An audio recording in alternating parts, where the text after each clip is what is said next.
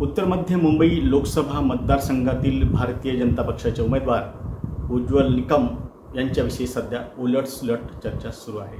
अर्थात निवडणुकीमध्ये अशी चर्चा होतच असते। मात्र उज्ज्वल निकम हे दहशतवादाचे कर्दनकाळ आहेत असा प्रचार भारतीय जनता पक्षाकडून केला जातोय। अर्थात मुस्लिम विरोध हा भाजपचा आत्मा असल्यामुळे यात आश्चर्य वाटण्याचं काहीच कारण नाही। मात्र उज्ज्वल निकम खरंच दहशतवादाचे कर्दनकाळ आहेत। ते असे खरंच ग्रेट निष्णात वकील आहेत। महाराष्ट्राच्या राजकारणात, महाराष्ट्राच्या सामाजिक क्षेत्रात उज्ज्वल निकम यांचं योगदान तरी काय, अशा काही प्रश्नांची आणि उज्ज्वल निकम आपल्या व्यवसायाशी तरी प्रामाणिक आहेत का, याची आपण या व्हिडिओमध्ये चर्चा करणार आहोत। आपण पाहत आहात बंधुराज व्हॉइस। उज्ज्वल निकम यांना अनेक पत्रकार प्रत्यक्ष ओळखतात, मात्र न्यायालयामध्ये त्यांच्या समोर 1 to 1 सामना करणारा महाराष्ट्रातील मी एकमेव पत्रकार आहे। त्याचं झालं असं 11 जुलै 1997 रोजी घाटकोपरच्या रमाबाई आंबेडकर नगर येथे आंबेडकरवाद्यांची SRPचे अधिकारी मनोहर कदम यांनी गोळीबार करून हत्या केली। या गोळीबारामध्ये 11 आंबेडकरवाद्यांचा बळी गेला आणि 26 जण गंभीर जखमी झाले। त्यापैकी अनेक जण अजूनही या यातना भोगत आहेत। त्यावेळी युती सरकार होतं, अर्थात मनोहर जोशी मुख्यमंत्री आणि दिवंगत गोपीनाथ मुंडे हे गृहमंत्री आणि उपमुख्यमंत्री होते। सरकारने या घटनेची चौकशी करण्यासाठी गुंडेवार आयोग नेमला होता। ही घटना घडल्यानंतर घटनास्थळी पोहोचवणारा मी आणि माझा सहकारी छायाचित्रकार प्रकाश पारसेकर पहिले पत्रकार होतो। घटनास्थळी सर्वात आधी मी पोहोचल्यामुळे, घटना प्रत्यक्ष मी बघितल्यामुळे गुंडेवार आयोगापुढे मी साक्ष देण्यासाठी प्रतिज्ञापत्र सादर केलं होतं। नराधम मनोहर कदम यांना वाचवण्यासाठी गुंडेवार आयोगापुढे उज्ज्वल निकम उभे होते।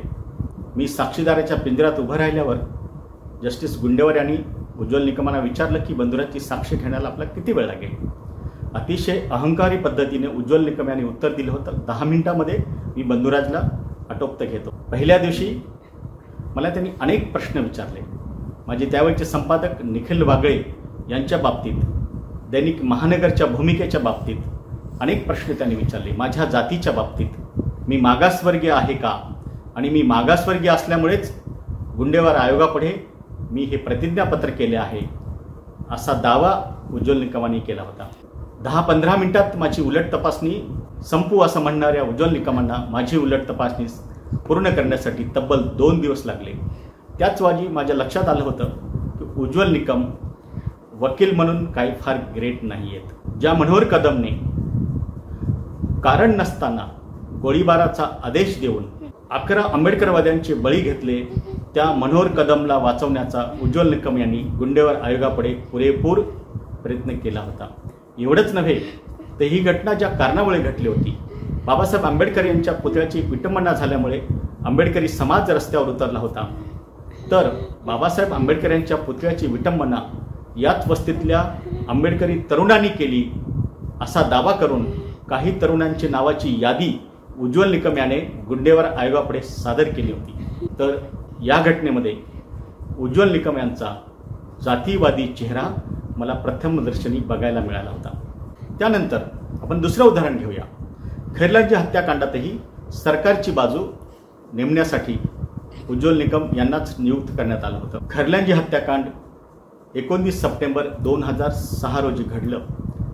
या घटनेमुळे देश हादरला, जगभर भारताची निंदा नालस्ती झाली। भैयालाल भोतमांगे यांच्या साऱ्या कुटुंबियांना अतिशय अमानुष पद्धतीने, मध्ययुगीन पद्धतीनं ठार मारण्यात आलं। या घटनेतल्या आरोपींना हा खटला अट्रॉसिटी कायद्याखाली न चालून उज्ज्वल निकम यांनी एक प्रकारे मदत केली असं आपल्याला म्हणता येईल। त्यावेळी आंबेडकरवादी संघटनांनी तत्कालीन मुख्यमंत्री विलासराव देशमुख यांच्याकडे तक्रार केली की हा खटला अट्रॉसिटी कायद्याखाली चालवला जात नाहीये।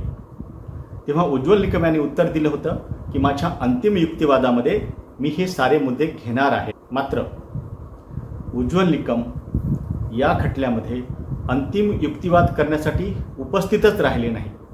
21 जुलै 2008 ते 24 जुलै 2008 असे 4 दिवस न्यायालयाने अंतिम युक्तिवादासाठी ठेवले होते.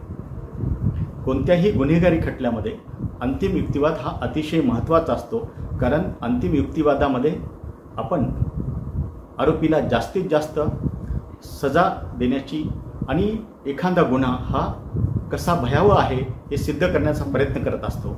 मात्र खैरलांजी हत्याकांडामध्ये उज्ज्वल निकम यांची जबाबदारी असतानाही अंतिम युक्तिवाद करण्यासाठी उज्ज्वल निकम न्यायालयामध्ये हजरच राहिले नाही. तर रमाबाई आंबेडकर नगर हत्याकांड आणि खैरलांजी हत्याकांड या दोन्ही हत्याकांडामधील वकील म्हणून उज्ज्वल निकम हे आपल्या व्यवसायाशी सुद्धा प्रामाणिक राहिले नाही. इथेच त्यांचा जातीवादी चेहरा महाराष्ट्राला बघायला मिळाला. तर अशा या भयावह अत्याचाराच्या घटनेचा जातीय अँगल निकमांनी न्यायालयापुढे आणलाच नाही. अशा संघीय चेहऱ्याच्या निकमांना रिपब्लिकन नेते का पाठिंबा देत आहेत? तुर्तास एवढेच. मी बंधुराज लोणे. माझ्या या चॅनलला आपण लाईक करा आणि या मोहिमेत माझ्यासोबत सहभागी व्हा. धन्यवाद.